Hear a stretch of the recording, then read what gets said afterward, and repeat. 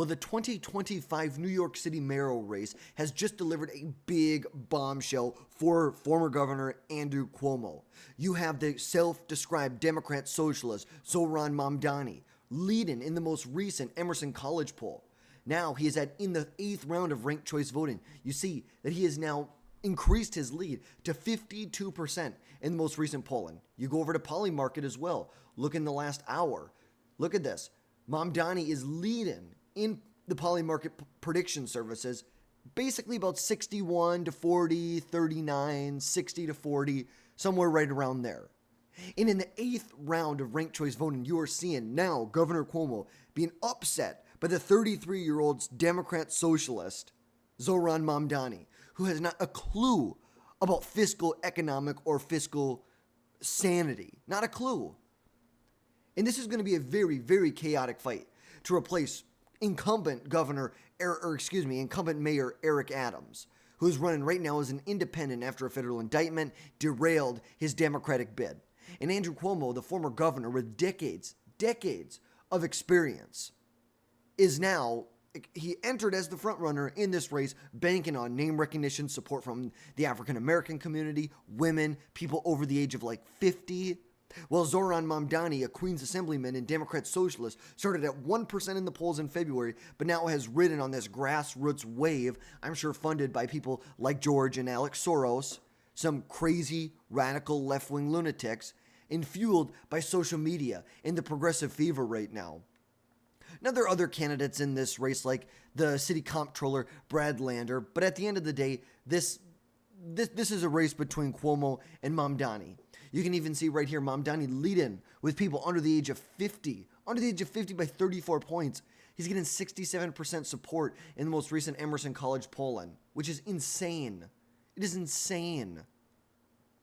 And we know New York's ranked choice voting is very different, where voters rank the top 5 candidates, which really complicates the outcome, but basically they continue to redelegate the lowest person until one of the candidates hit 50%.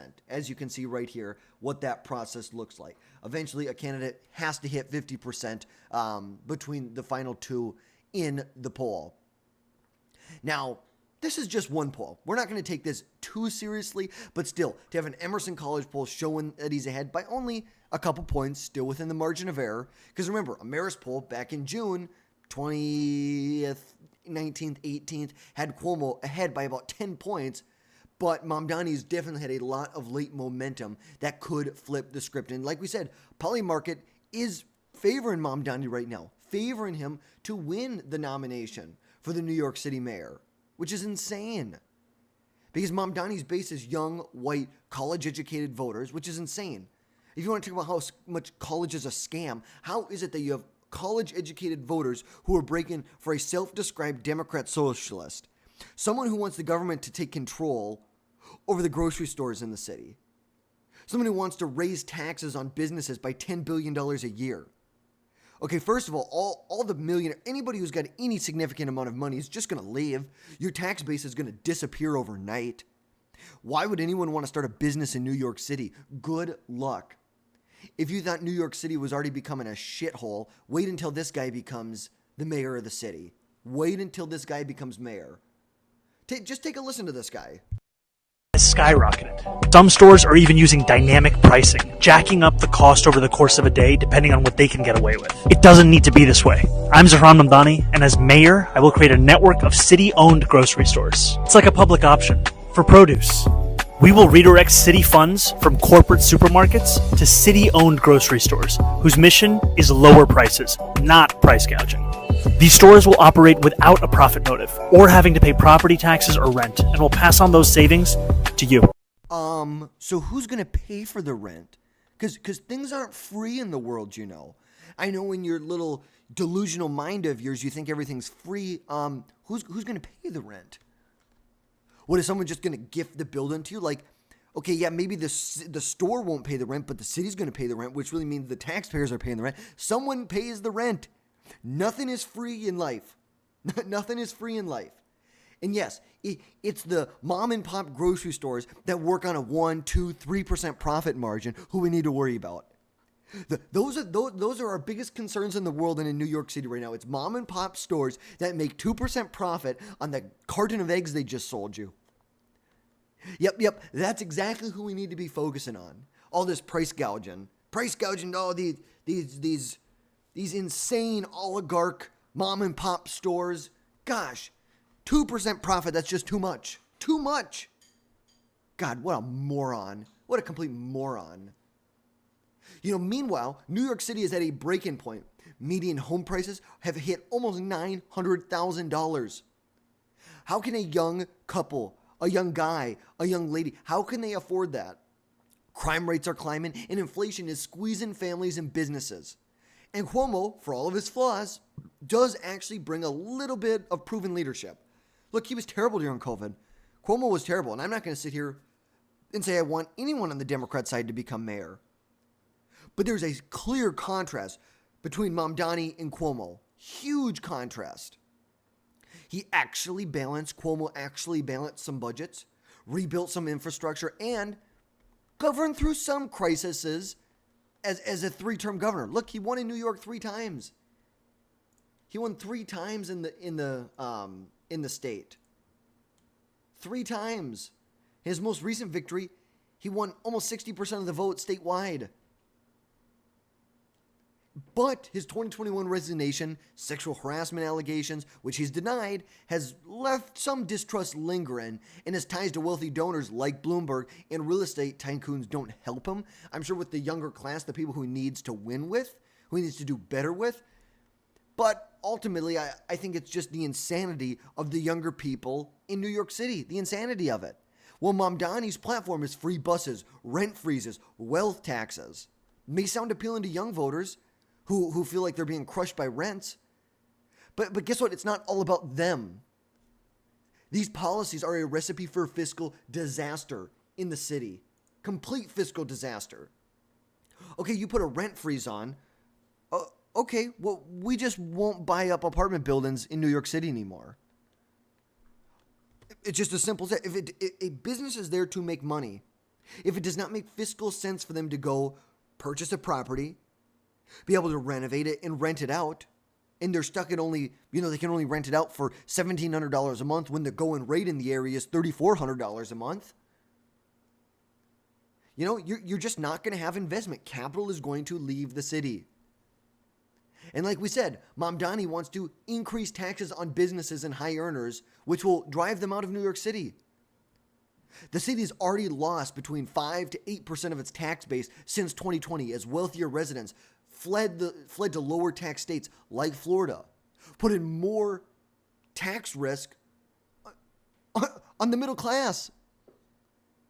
Look, they have $115 billion budget, which heavily relies on the top 1% of earners. You look nationwide, federal income tax, just federal revenue.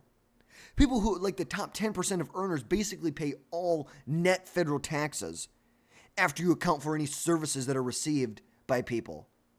The top 10% pays basically all of the federal taxes. Basically all of it. And this is just insane.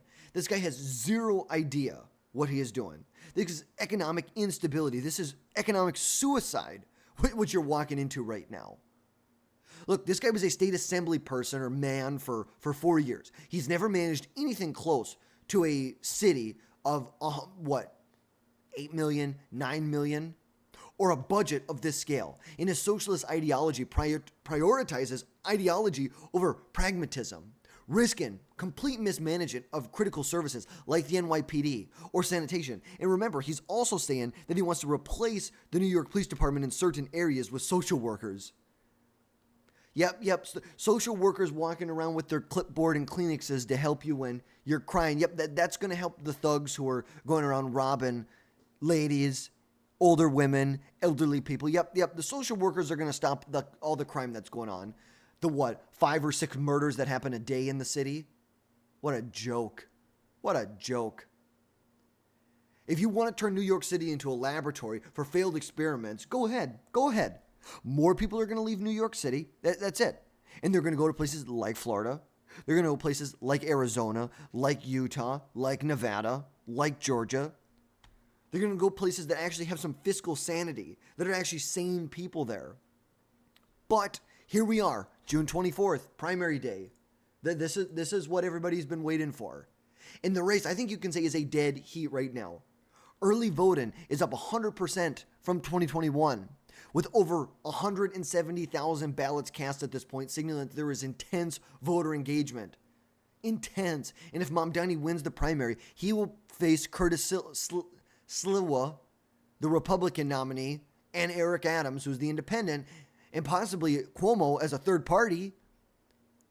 You know, polls are showing that Mamdani has dropped roughly 30, 31, 32% in a general election, risking a fractured Democrat vote, especially if Adams is in, Cuomo is in, Mamdani is in.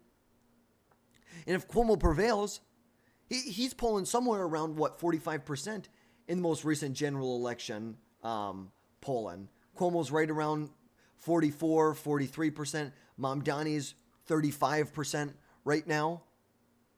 But ranked choice voting makes this completely unpredictable, and Mamdani's edge in later rounds hinges on progressives ranking him highly, while Cuomo needs moderates to hold firm. And youth turnout is critical. If 18 to 35-year-olds, or even 18 to 49-year-olds, hit somewhere around 25, 30% of the electorate, which typically in primaries they're somewhere between 12, for the 18 to 35-year-olds is 12 to 15%. Mamdani could win. You saw the data. 18 to 45, Mamdani's up 34 points. 34 points. And I just don't think this is the guy that's going to be able to address crime, affordability, all the issues that the city's dealing with. If you want a politician that's going to push the city towards economic collapse, Mamdani's your guy. And look, I don't think Cuomo's going to do a great job. I think the Democrats are the reason the city is so bad. But if you want to become even more insane, go ahead, elect Mamdani, elect it. I'll never travel to New York City. Screw that. Never go there. Not until they turn their shit around. So we're going to see what happens. There's a lot that's going to play out today. We're probably not going to know exactly who wins the primary today. We're probably going to know over the next couple days. But the reality is that Mamdani's tax and spend vision will drive jobs and taxpayers away from the city, leaving the city with crumbling infrastructure, underfunded services, and his inexperience and divisive rhetoric only heighten the risk. Cuomo may not be perfect, and he's far from being perfect, but he will be a much, much better mayor for the city than someone like Mamdani. Way better. In this race, we want New York to survive. We want it to thrive, which is why they should elect a Republican, but they probably won't do that. Actually, I'm almost certain they won't do that. They won't. They just won't. Cuomo is the worst of the two evils here, but Mamdani is the true evil in this race here. So that's going to wrap things out for today, folks. Let me know your thoughts down below on Mamdani. We're going to see how this all plays out. As always, don't forget, smash that subscribe button, smash that like button, and folks, we're going to catch you next time.